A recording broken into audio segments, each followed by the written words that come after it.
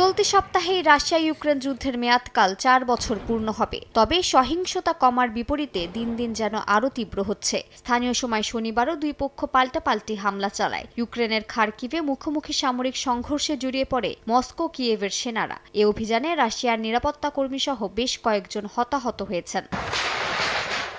রাশিয়ার ড্রোন হামলায় খার্কিভের বেসামরিক ও জ্বালানি অবকাঠামোর ব্যাপক ক্ষতি হয়। বিদ্যুৎহীন হয়ে পড়েন প্রায় ৯৯,০০০ গ্রাহক। একই সঙ্গে ইউক্রেনের ওডেসা ও সুমি অঞ্চলে রুশ ড্রোন হামলায় বেশ কয়েকটি আবাসিক ভবন পুড়ে যায়। আগুনে ভস্ম হয়ে যায় বেশ কিছু যানবাহন।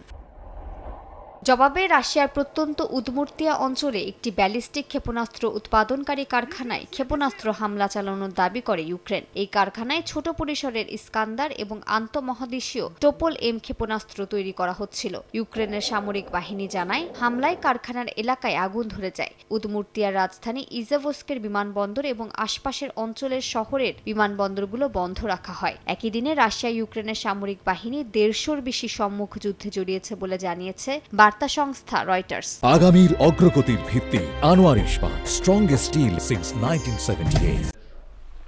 ইউক্রেনের প্রেসিডেন্ট ভলোদিমির জেলেনস্কি জানান, রুশ তেল পরিবহনে জড়িত ২২৫ জাহাজের নাবিকের ওপর নতুন নিষেধাজ্ঞা আরোপ করছে কিয়েভ। তিনি আরও জানান, যারা রাশিয়াকে যুদ্ধের অর্থ যোগাতে সহায়তা করছে তাদের বিরুদ্ধেও নিষেধাজ্ঞা ধারাবাহিকভাবে আরোপ করা হবে। যুদ্ধে ইউক্রেন কখনোই হারবে না বলেও দাবি করেছেন জেলেনস্কি।